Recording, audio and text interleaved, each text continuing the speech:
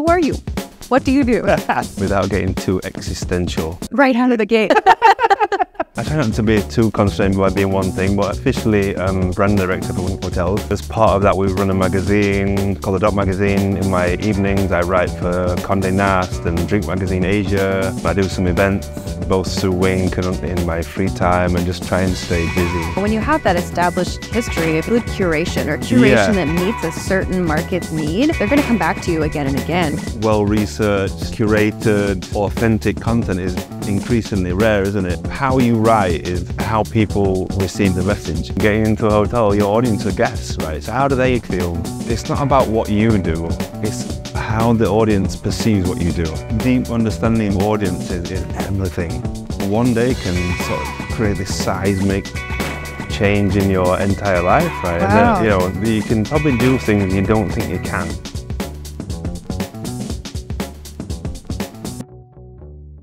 So I want to start off with the same question that I ask everybody, which is, who are you? What do you do? Without getting too existential. Right David. out of the gate.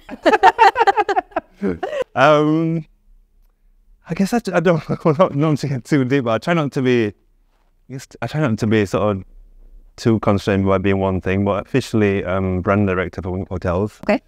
As part of that, we run a magazine called The Dot Magazine. In my evenings, I write for Condé Nast and Drink Magazine Asia. I do some events, both through Wink and in my free time, and just try and stay busy. Mm-hmm. As busy as Saigon allows, which is pretty intensely busy, as you may have noticed, visiting for the first time, right? Yes, definitely. Wow. So it sounds like you have a lot of hats that you wear. And I want to ask about kind of how you found yourself in this place in Saigon doing all of these different kinds of things. Was there kind of like, I want to kind of go back a little bit, was there kind of a moment looking back for you that sort of kicked off this road? There was exactly a moment, and I still remember it. So I moved here about 11, 12 years ago, and I was working in publishing. So I wrote and designed textbooks. So I came here with a big publishing company, also training and doing workshops in the region, but also to work with the Ministry of Education on a secondary school textbook.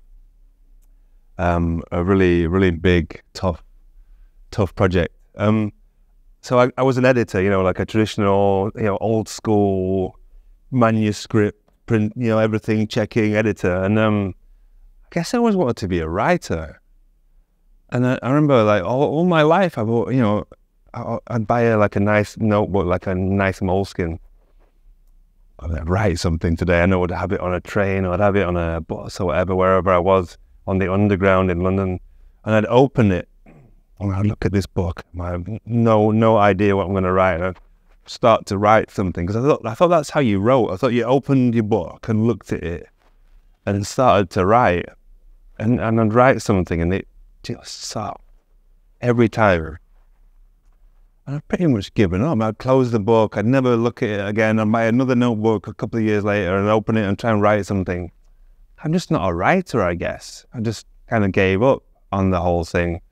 And then I was here and working on this textbook, and just by chance I became friends with a wonderful lady, massive character in Saigon, who is not here anymore, who was running a nightlife magazine, a very ahead of its time nightlife magazine, online, bilingual, 10 years ago in Saigon, when it was very, very tough to kind of operate in that industry and make money in that industry. And she's one of those friends that's very persistent and nagging, those friends that won't take no for an answer. So she's like, she knew I had a sort of editorial background, and she's like, can you write something for me? And I'm like, I can't do it. I've tried. I'd love to, but I can't. I think I just get a feeling you can, the way you sort of write emails and you message me and stuff. I go, come on. And then she just nag and over the course of about a year, I kept saying no. Then I finally said yes, just to keep her quiet at some point, like that kind of friend, like, okay, what, And so she assigned me to go and write about this restaurant. I still remember it was opened by the Aoki brothers, the DJ, Steve Aoki. His brother is a restaurateur. And his dad obviously is from Benihana, right? Famously, it's a famous restaurant family. Hey. So they opened this sort of a Hawaii-themed sushi place here called the Raku. And I went and I went around and I met the staff and I met the owners and I looked at the menu and I tried the food. And I was about to open my notebook and I thought, you know what, I'm going to do something different. I just get on my bike, my motorbike, which Saigon is like 9 million or more motorbikes, right? And I got on my bike and I started driving around. And in my head, I made a sentence and it wasn't very good. And so I kept driving and I could see all the words like blocks almost, and I rearranged them until it sounded really nice. Sounds nice. And then keep going and I'll do another one. So I kept going and I did another one. And I did 3 sentences that sounds really good.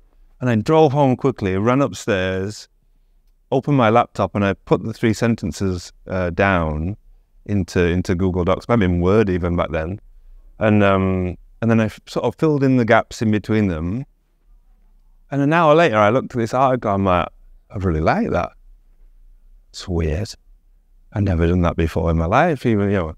So, and I sent it to her, and she's like, did you write that? And I'm like, yeah. It's like, it's really good. I'm like, yeah, I'm going to like it too. I don't know how that happened. And she published it with like barely an edit. It's weird, isn't it? That like that one day, just by trying, not even consciously trying, but by not deliberately doing things the way I would usually do, which would be to open a book and feel very stressed at this blank page, and so this whole change in my life became inextricably linked with motorbikes and not directly doing things. And I mean, even today, if I'm stuck, I get on my bike and immediately ideas will come. And I think there's a lot of reasons for that, which maybe for another day. And so that's remarkable. So from that day, I became editor-in-chief of that magazine. Another magazine called Be Etc. approached me to join them as editor-in-chief. And then I've launched my own magazine, the Dot Magazine, part of Wink Hotels, that I'm also editor. So from that one day, this whole life change. I've written for Condé Nast, I've written for Drink Magazine Asia, and it's like, it changed my life completely. Even being brand director here was based on my previous company. We were doing a lot of advertorial content. And so I worked with the company who set up the hotel, and they liked how I approached them to talk about the brand, and then I became brand director. So it just shows that, you know, one day can sort of create this seismic change in your entire life, right? Wow. And that, you know, you can probably do things you don't think you can. And by constraining yourself is probably limiting yourself. And by just taking a little bit of a different approach or an entry point into it, it can change everything. And then, you know, your life has changed and your destiny has changed, and then who knows what's the next thing and the next thing. So, right. So yeah. Do you have any kind of, looking back on that day, like any kind of insight as to why that day was different for you, or why you decided to get on your bike and just edit in your head? I didn't mean to, but I just because Saigon is motorbike, I haven't been here too long, so I hadn't tried to write since I arrived. But there's a reason why I think it happens, and you know, most ideas come when we're not directly trying to have the idea. With the apple on the head and the bath and all this stuff, and when we have ideas in the shower, and we have ideas in situations that I kind of figured out were situations where we're doing something, but it's automatic. And what I mean is, when you're having a shower, you've got this shower head and you may be changing the water and you may be, you know, you're doing something, but it's you're not thinking about it. It's completely automatic. And at some point after, you know, the first time you ride a motorbike, it's not automatic. You're thinking about the gears and but after the third, fourth, fifth time, it becomes automatic. And at some point you don't think anymore. And so that riding a bike to me at that point was exactly like having a shower. It's like, I'm doing something, but it doesn't require any conscious effort. And then I think it's in those moments that your brain can kind of wander around and create these kind of connections and move these blocks around and do all these things. So it's, for me, motorbiking, like showering, is just a perfect point of automatic action that allows your brain to sort of wander off. And the remarkable thing for me is that anytime I need to sort of go back to that place, I just get on my bike and ride around. And knowing Saigon like I do now, I don't need to think about where, you know, which direction. So it's completely automatic. you have to be a bit careful because it's crazy out there, isn't it? But it's replicable, and it's remarkable, isn't it? That's very cool. Yeah. And it's interesting to even think of that as sort of like the streets of Saigon themselves, almost as kind of like a flow state. Interesting, isn't it? Yeah. Like, and so you are also like kind of moving along, like to a certain degree, there's a sense of, I guess, automation, I suppose, to your movements, but because it's also moving forward, there's progression happening. Yeah, no, true. There is this sort of, we can see it now, can't we, out the window, this dynamism, there's cars and bikes going past. But what I find also, and I don't know if you've sort of latched onto it in your time in Saigon, but the area we inhabit is quite small. The creative in town and the artists and the marketing, all the kind of people who are in related industries to me. And almost everyone really will at some point gravitate towards 3 of the 24 districts, District 1, District 3, maybe District 2. And so it feels like a village. It is, it's 10 million people, but it feels like a village. And so besides that sort of dynamism of the street, there's also this sort of physical friction between people that I've spent a lot of time in Jakarta and big cities and London. You don't see that many people in a day. You don't see that many by chance. I mean, you can arrange 3 meetings a day, a Porsche in London maybe. Here, in one night, you could probably hop to 5 different locations because it's all so near. My apartment's less than 10 minutes from here. Our office, our headquarters is less than 10 minutes. So it just creates this sort of energy of like, you just bump into people all the time. And they're working on this project, and their friend is doing this, and you have these conversations that sort of spur you on, and these wonderful sort of serendipitous moments happen where you're like, no, I'm just doing that too. I've got a friend who's into this, and your ideas sort of spiral in a wonderful way. So it's the energy, but also the friction, I think, between and the connection between people that drive it, and that's very cool. Because you kind of, I suppose, you connected the dots here very, very quickly for us, talking about how you kind of went from writing and getting kind of pushed into writing to how you became, the brand director of Wink Hotels, but where we are now. But what is the Wink Hotel brand? And what does it mean to be the brand director of the good question. So accommodation? I mean, what was great for me was it was very iconoclastic that the brand from its inception. I got on board in 2019, so this where we're sitting now is the first hotel, opened in March 2021. So I got on board about 2 years before we opened this first hotel. The brand had already been set up by a hotel branding agency based out of Bangkok called Quo, and they'd sort of worked with the founders on the name and the logo. And that was it. And then it was a case of I came in and as a first hire, which is kind of surreal too, that the first person with a Wink email, and it's going to be a 20 hotel chain eventually. But also that in that very foundationary sort of content and idea, it was about questioning everything that a hotel is and should be. And so right now we're sat in the co-working space. I've been, a lot of us sort of, the CEOs and the guys behind the brand and myself as brand director, we traveled a lot in our previous sort of lives and careers. And you just see things that you just didn't make sense. Like there'd always be like a dusty business center.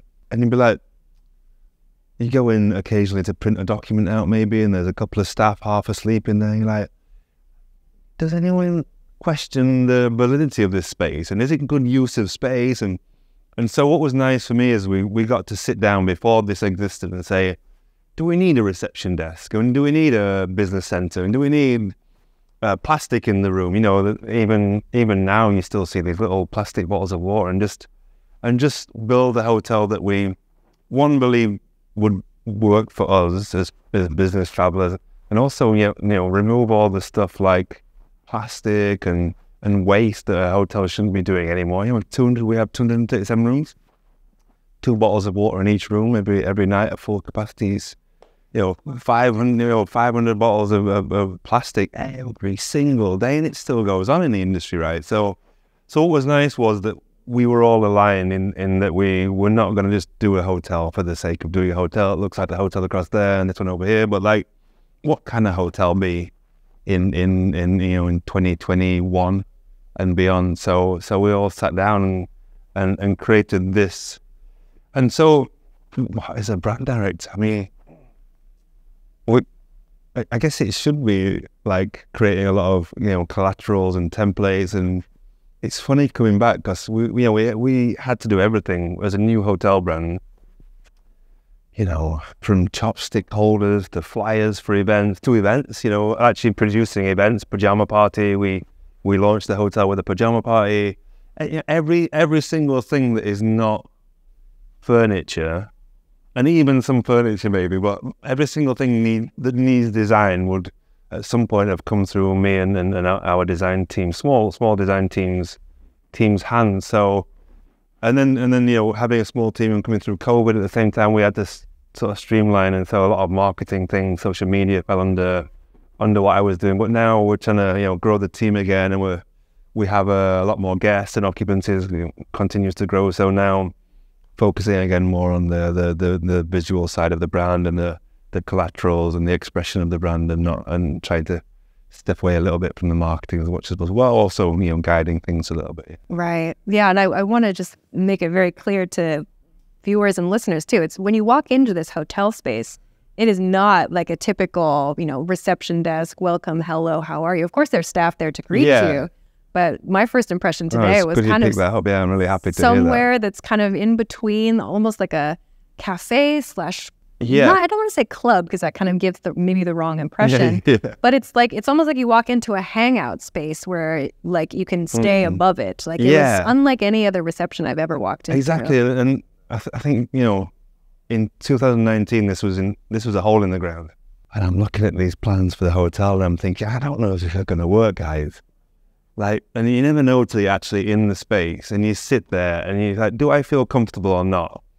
And the same as you, when we finally finished construction and I got to sit in the space, I just like to sit in the we call it the Wingspace, the lobby. I genuinely like to sit there and work. There's little corners you can find, the coffee's good, you can get a table full of people and collaborate, and it's just got all these things. And one of the big things for me was, like you said, like you touched on, is getting rid of the reception. Because when you go to another hotel, you just don't feel very comfortable in the lobby, because they're kind of looking at you and as if they're waiting for you to, or you're waiting for somebody. But here it's designed to be a hangout space, and I think one of the nicest things somebody said in the beginning was, "Wink is a vibe," and we really like that. It's like it's that intangible thing that you can't buy it and you can't paint it on a wall, but it's just a feeling in a space, right? That you try to engineer, but you can't completely do it without the possibility of failing. But I felt there was some good feedback, and it was something we really wanted to be like an energy and a vibe. And yeah, and everything down to, like I saw earlier, kind of what I guess I could call a vending machine. Exactly. Like that's built into the wall. It's not a box. It sticks out in the hallway that you push some buttons on. But yeah, it's a touch screen that has a few key items that guests might need. And it feels almost like spaceshipy to me in a way, It's kind of like, these are the things we might need in this context. That's really good point as well. Yeah, I mean, the thing was to automate and to use technology to support while also being sustainable. So a lot of the items in the vending machine were plastic that we didn't want to put in the rooms in an amenity kit. But if you really do want these things, you can go to the vending machine and you can pay and have them. And that was really important to sort of streamline things and to give the options, but also remove excessive use of plastics, for example, in the rooms. But the other one was not to be this sort of robotic, tech-driven hotel. And so we always focused since the early days on guest experience. And what that meant was we have a smaller team here. We have 20, 30 staff, compared to a hotel, a 50 room, maybe 100 staff, 150 for a 5-star hotel. So the staff numbers are really low, and the idea was that they're kind of like they can check you in, or they can make you a coffee, or they can give you a recommendation. And so we have less staff, but we really wanted to amplify the customer and guest experience. So they're really friendly, and they're all very young, right? They're just they want to come and talk to you and tell you about their favorite cocktail bar and this and that. So we didn't want this hotel that was solely this cold, tech-driven, automated space. But we have that going on in the background, but also this very human sort of customer-driven experience in the foreground, which was critical for us. So is this kind of how the Dot magazine then factors in as kind of a part, which you're exactly. Also the editor-in-chief of? Exactly, yeah. No, exactly. There was a few things with that. One of the things with the Dot magazine, which is very focused on food and beverage and restaurants and bars and chefs, was that it's bilingual, so it's in English and Vietnamese. One of the things was that it's a tool for the staff.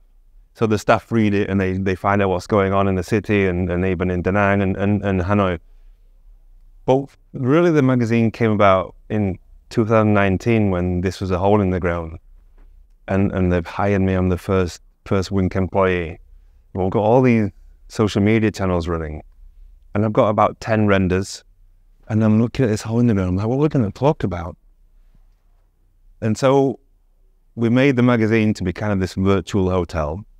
And so the people we interviewed back then were the people we imagined would stay one day. You know, kind of 20 to 30-year-old marketing, media people, some sort of lower KOLs.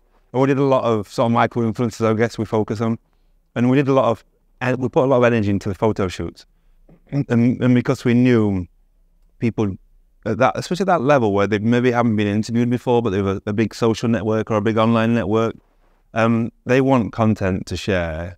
And so we did really creative photo shoots. And what was nice was they would post the article and tag Wink and tag the magazine, and it's still a hole in the ground. So it was sort of creating this idea of Wink through the magazine before it existed. Cool. But also what was really important, not to waste our time creating content that would disappear, quickly, was we wanted to create this evergreen content that would have a second life when the hotel opened.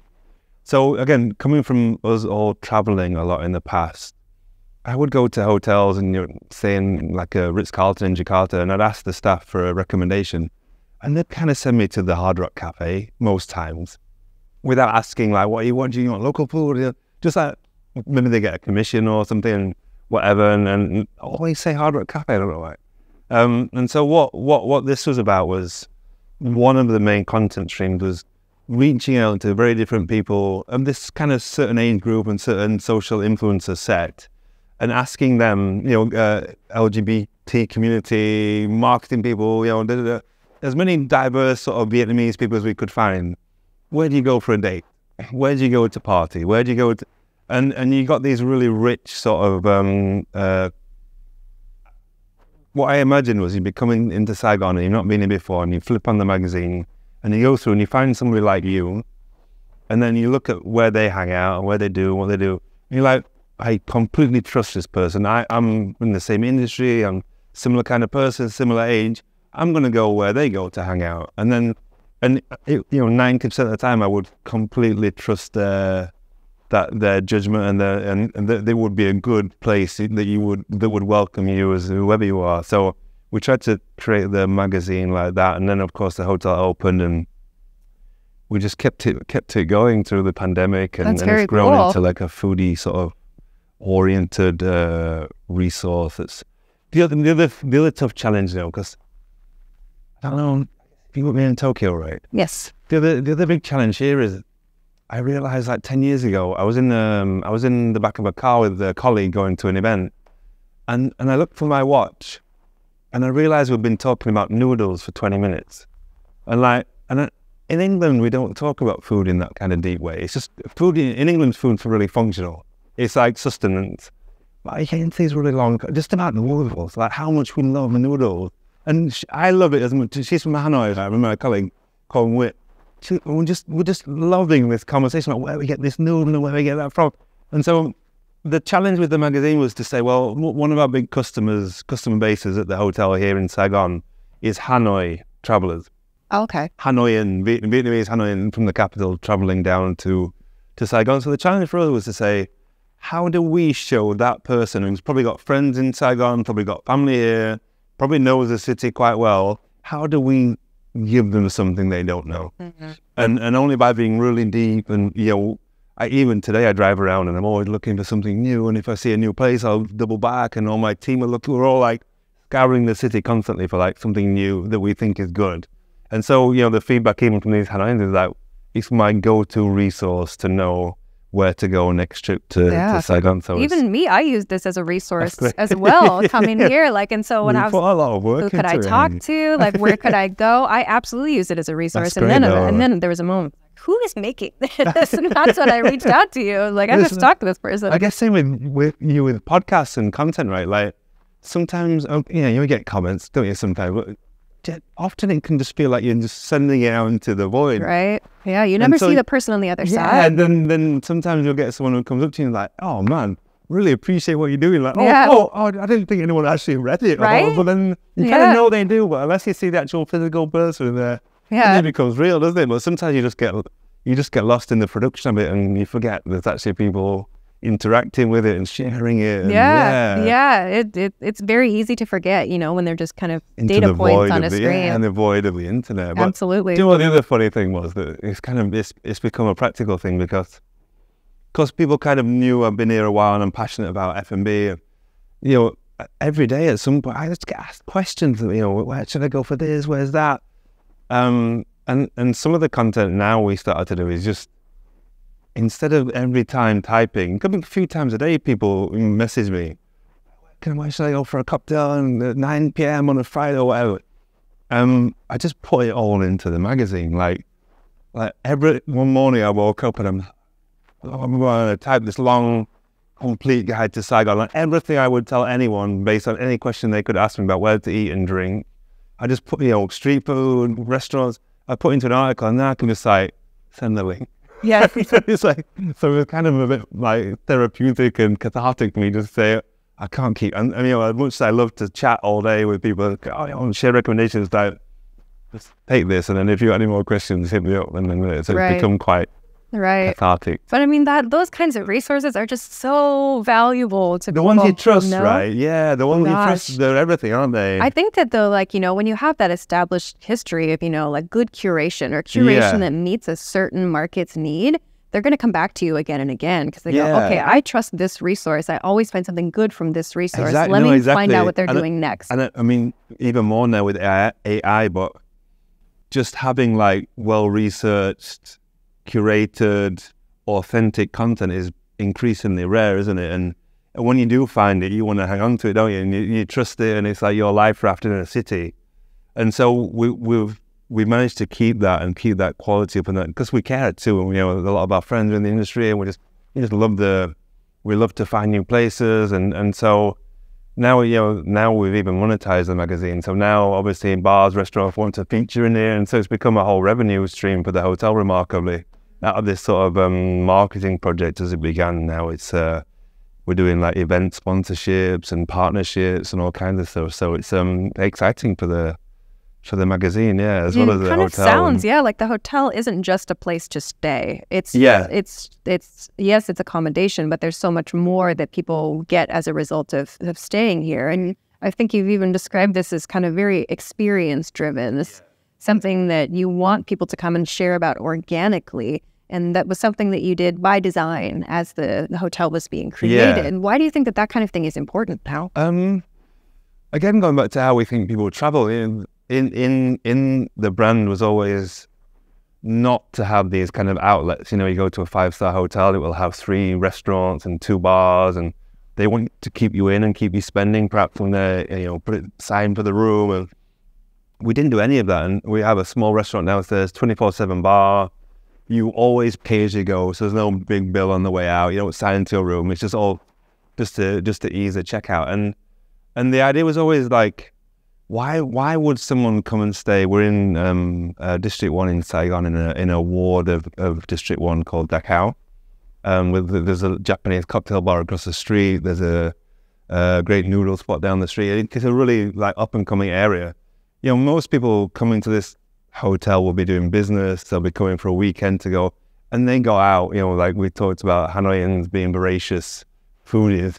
They're not going to be in the hotel that much. And we shouldn't expect them to, or even want them to. What we should be doing is saying, hey, you've got to check this place out down the street. And that's what they want to hear, right? So the idea of the hotel was always to be very community-minded and to get people going out and sharing our passion for the city. We've got our team, front of house team, who share their passion, And this is what people really do want when they come to this hotel, in this area of Saigon. They want to be like, where's the best pho, where's the best whatever, com tam or banh mi, and we should be here to help them. And then when they get back after a long day, get them a good night's sleep. Yeah. Great. So then I think you're kind of already hinting at this in terms of, the role of technology and hospitality then.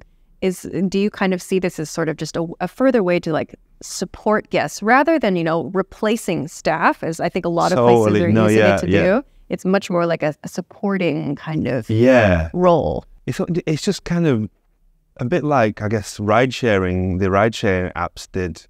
You didn't know that Grab bike and ride sharing apps with where you can hail a bike on through Grab. It like completely changed how I travel to Bangkok. Here too, but I mostly ride a bike here. But like Bangkok, the traffic's so bad that just being able to call a bike, hop on it and get around the cities fundamentally changed my feeling towards Bangkok. I don't feel stuck anymore. I don't feel I've got to plan 2 hours ahead for a meeting. I can get everywhere and hop around a little bit. And I guess we wanted to achieve the same, not just us, but a lot of modern thinking hotels in the world, but definitely ourselves too. Like, how can technology ease some of the pain points of a hotel stay, standing at a reception desk and losing your key and all these waiting to check out and waiting getting a bill and they put the envelope and all this stuff. Do we need to do that, or can you just pay as you go? And we just launched our app where you can check in on your mobile. Oh, cool! And then your mobile becomes your room key. So you can tap your phone, so you can't even lose your room card anymore. And also we're saving plastic and all the paper, the paper used to print out the envelopes and all this pussy stuff. So it's just a way for us to streamline the whole stay and the whole experience, and also do things that people maybe didn't realize they didn't enjoy, or just thought, or maybe didn't question that there was another way to check out of a hotel. We're so ingrained in this way of staying that now we're bringing in these sort of technology tools, and people generally respond to it. Yeah, and like they can be up. You're up to your room in seconds. Straight in the elevator. Your phone's already checked in. So it's changing the way we stay, isn't it? And it gives you more time to go and hang out, which is our ultimate goal. I guess. This is so fascinating because when I think back to what you talked about, like from riding a bike and working on your writing projects to getting here and thinking about all these different ways to apply technology and change the way that we experience our accommodation. Like, I'm thinking, where are these kinds of ideas and influences coming from? I understand in your background, you've worked in publishing, in education, you've done event planning, writing, of course, too. Like, where would you say these kinds of influences are coming from that you're drawing on? Well, not necessarily influences, but I realized, so before, around the time I was doing the textbook, I was traveling around Asia and doing large-scale workshops and talks about how we learn, how the brain learns. And I realized that it's not about what you do, it's how the audience perceives what you do. Like, it's not, and that's everything. Not that you have to please them, but deep understanding of audience is everything in terms of getting them to respond to a message and to change their behavior, especially in education. So then when I got into publishing, I realized it's pretty much the same, right? That how you write is how people receive the message.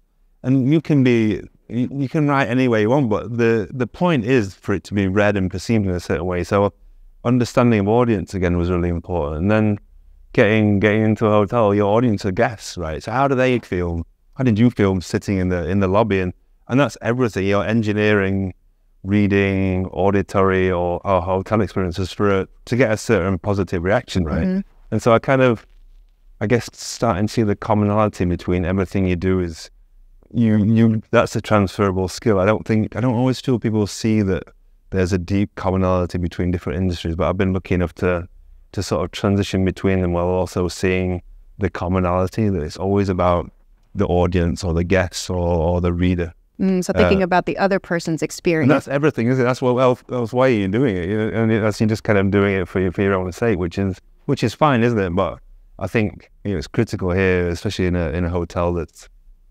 review driven, and you have all these platforms, TripAdvisor and Agoda reviewers, and where it's such a public facing thing that everything is about creating these moments for guests or even readers in the magazine that they want them to feel something, right? And to connect, and you structure the article based on, how you think they're interacting with it, and it's everything, right? Very cool. Very cool. I also want to take a minute to talk about, you've hinted kind of briefly at it, kind of the design, your approach to the design, because not just in terms of, applications of technology and the way that the space is laid out, but also just the look of the hotel. It's really something else. I was wondering, there are murals in the hallways. There's bright colors that are featured throughout the hotel. I mean, even this is an example, the co-working space is right this behind wall us, right? here. So did you kind of really want to focus a lot on integrating art into this space as well?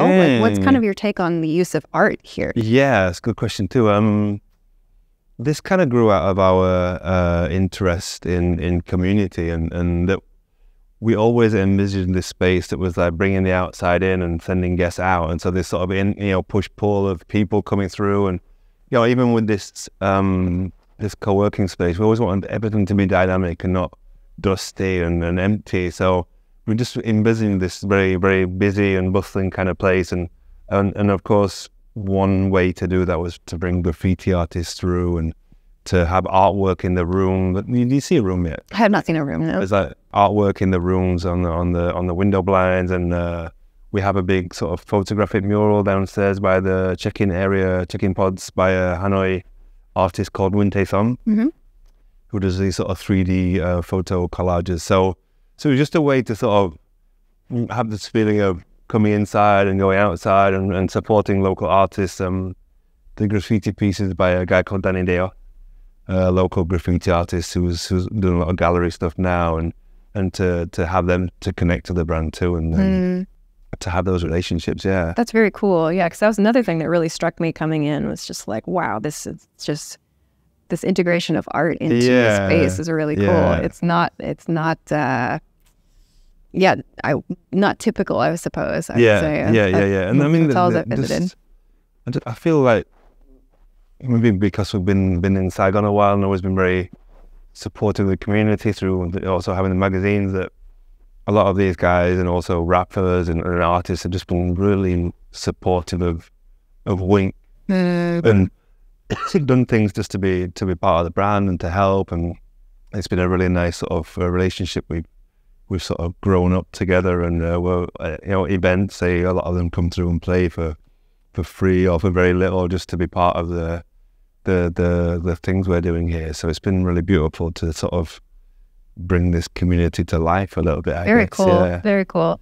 As we move kind of towards the end a little bit of our talk today, then I want to kind of ask you some more just general questions then about your experiences. The first one we haven't touched on, I don't think yet. It's just, why Vietnam? Why did you kind of choose to settle here? So I was working in publishing, like we said, and I was based in Hong Kong, and I never really took to Hong Kong. It was a bit cold feeling, and very business minded, and I like these sort of cultural countries with a sense of expression, and Hong Kong never really had that for me. So I got this position to work on a textbook with the government and to travel, and my old CEO said, you've got 4 choices. 1, stay in Hong Kong. 2, go to Bangkok. 3, go to Jakarta. Or 4, Vietnam. And I've never been to Vietnam, and I knew Jakarta and its traffic clogged, and I love the food, love the people, but it didn't really appeal to me. But I wouldn't have been against the idea. And then Bangkok, I felt a bit same, felt a bit very sort of touristy and big and sprawling. And then I've never been to Vietnam. And so I said, well, it was December. I said, well, let me take a trip to Vietnam to see, and then give me a few weeks to choose. So I flew down to Hanoi in December. So we told him Hanoi has seasons, distinct seasons. It's 2,000 kilometers north, so a very long S-shaped country, Vietnam, 3,000 kilometers of coastline. So very diverse climate from Hanoi to here. So Hanoi has winter, not a really cold winter, but has a winter and season. And Saigon has this eternal summertime when it rains or it doesn't, with 30 degrees all year. So I flew down to Hanoi in December, It's cold and grey and reminded me a bit of London, and also kind of undeveloped and a bit raw and rough and historical, and lots of nice things and lots of challenging things.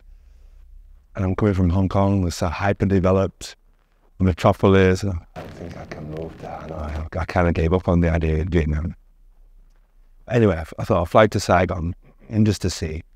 And so I flew down to Saigon. It's December, but of course, eternal summertime in Saigon.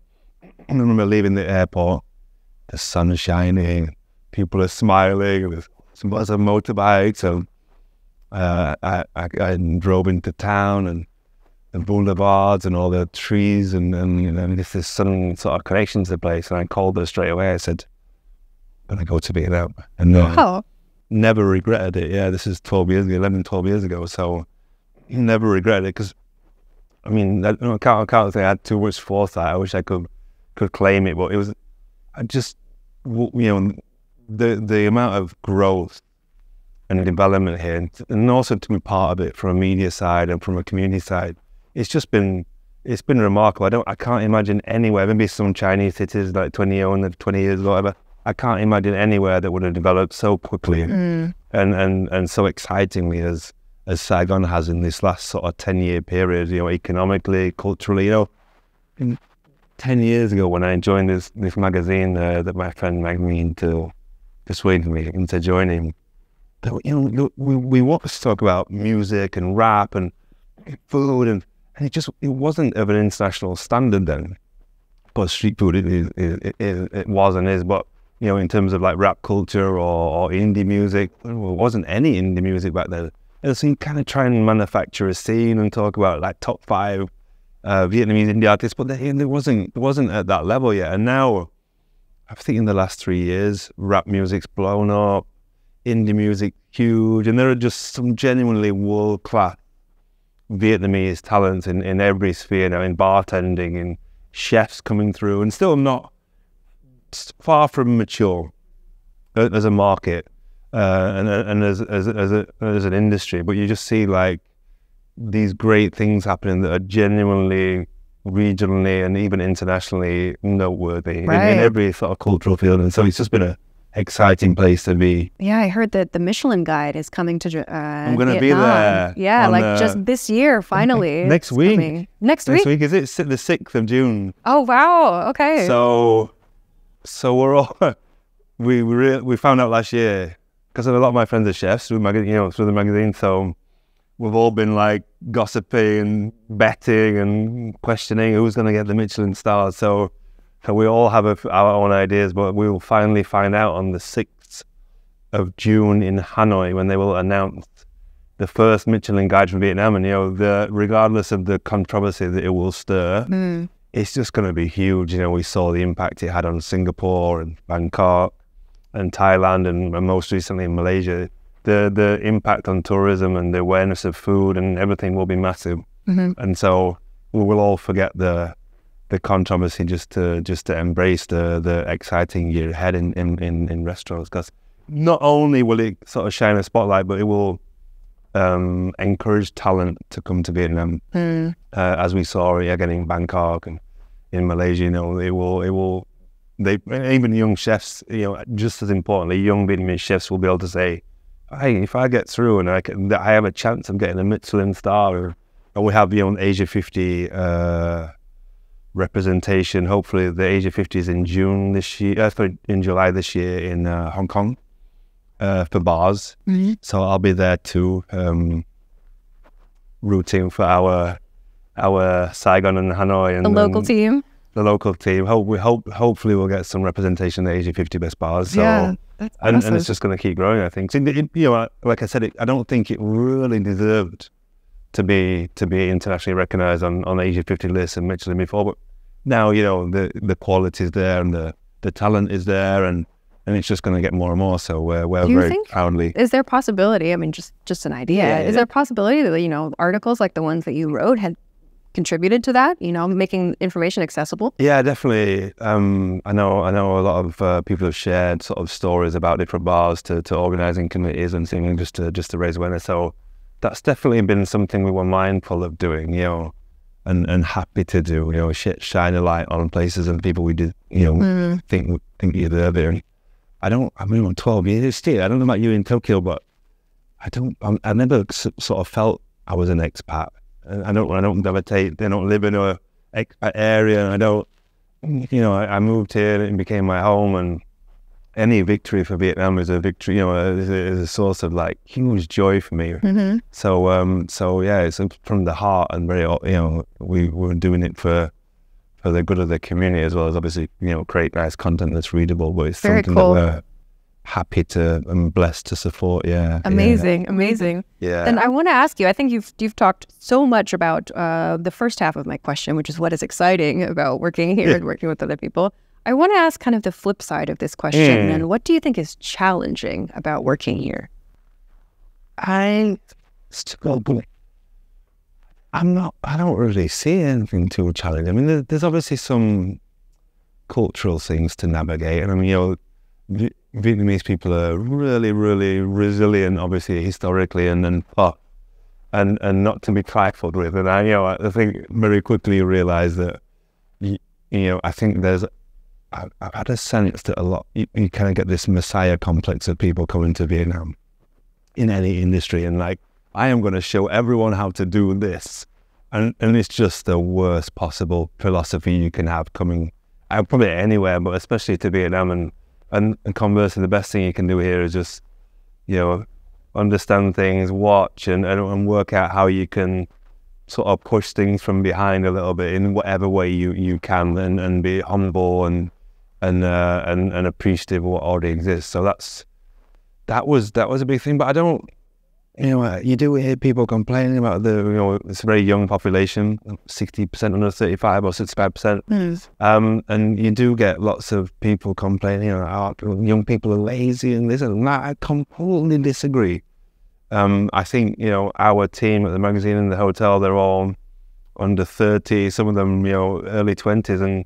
And given the right support, they are really hungry to learn, and they're just passionate, and they're worldly wise, perhaps through the internet and YouTube access, and they're just it's just a blessing to be around and to work with them, and to be able to like share a little bit of my experience, but also find out what they're interested in, and find this beautiful sort of meeting point of technical knowledge with their passion, and to create this whole things, hotels and magazines.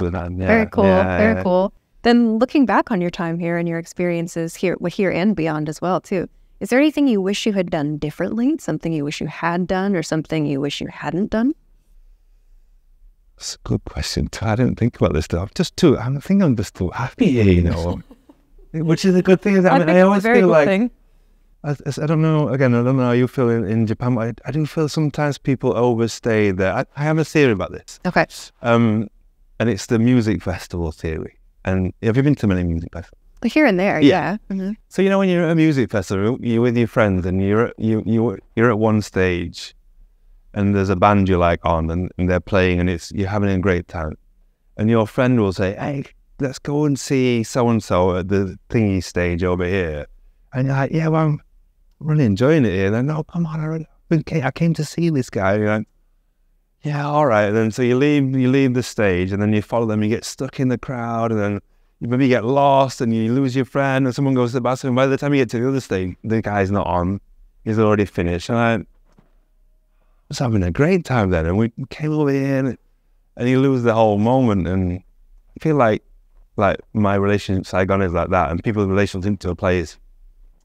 Maybe when I was younger, I want to check out the world, I want to see everything, but now I kind of value just being at a stage with a band I like, and like, it's good. I don't need to go over here into this place to try and find something that's better. I'm like, I really value and appreciate Saigon and everything it's done for me, and I don't really need to go and look for anything else. If I'm unhappy, then I think, if anyone is unhappy with where they are, what they're doing, they should go. And if you have the means to leave, then leave until you're happy, and don't sit around complaining, which you see a little bit. It just reminded me, the funny thing was during, because the whole motorbike thing and the magazine and all this thing, I just felt Saigon and Vietnam has given me so much and the people. And so during the pandemic, a lot of foreign people obviously left from visa issues, or they just want to get back home for the family. And I'm like, no, I'm going to stay because this is my home. And people, I had Vietnamese friends, are like, yeah, when are you going home? I'm going now. My apartment's here. Yeah, but no, when are you going to home? Like home meaning England. And I'm like, so they expected you to leave. yeah, I'm like, no, I'm going home now. I live here. All right, you're not leaving to England, man. No, I'm not leaving to England. I'm going to stay. And so lots of good things happened. So during the pandemic, we did an online charity music. It's a kind of weird sort of event. We created this sort of virtual concert with 18 artists. So all these artists submitted original videos, singing, and we sort of added background sometimes and created this whole show, 3 or 4 hour music show, live streamed through Mixcloud that you could also donate money to. And so part of the pandemic we spent putting this really elaborate online charity event together. Amazing. Just to pay back a little bit, because me and my friends and everyone, just like, this is a place we love and where we owe, and we want to help it through the dark times as well as enjoy the good times. Absolutely, yeah. You know, we were limited so much in terms of what we could do. Yeah. So, you know, this was, I think a lot of people turned to digital resources, absolutely, totally, yeah. To try to bridge that gap, you know. An exciting thing to be forced into too. Yeah, if people who weren't, I think, accustomed to the digital world had kind of a rude awakening in some cases, you know, but... totally, a Zoom call and all that. Right, I know. I mean, I didn't even know what Mixcloud was really before that, and then we were doing really? We created this whole sort of 3D environment and all this sort of, we made these sort of weird TV adverts that played during the show. And we created this whole sort of weird sort of, I wanted it to be like a hallucination, like, because we're all in this weird sort of pandemic dream, like this or nightmare, you know, and the whole show was supposed to be this kind of like, you know, hallucinatory sort of thing that was drifting in and people singing and all this kind of stuff. Yeah. So, the last couple questions then, rapid fire. What's coming up next for you? Yeah, good question. We're just staffing up the magazine, so we have a few events we're loading. Like I said, we're always really creative with the content, so we're going to try and do a photo exhibition of all the people who appeared in the magazine since 4 years for the 40th anniversary. We'll try and do an event at the end of the year. I can't talk about yet, but it should be exciting. A lot of collaborations with other people's events. So we're going to support the Nosh event for young gun chefs, so young Vietnamese chefs. We're supporting Michelin Guide next week, Asia 15 in July. I'm really excited about going to those. We're going to open the next wing next April in Tuy Hoa, a very up-and-coming beach town. And yeah, 1,000 other things I can't think of right now. So then where can people find you on social media if they want to learn more about you or more about the hotels? Thanks for asking. Wink Hotels, Instagram, Facebook, wink-hotels.com website. I'm on Instagram a lot at Cavestagram, CEAVSTAGRAM. The.magazine.com. Please take a look. Let us know what you think, what you'd like to hear about and read about, and we'll work on it. And if you're in Saigon, let us know. We can tell you what's new, what's good, and hope to share our joy of the city with anyone and everyone. Awesome. Thank you so much for your time. Yeah, it was pleasure. wonderful to speak with you. Alicia, amazing interview. We did it.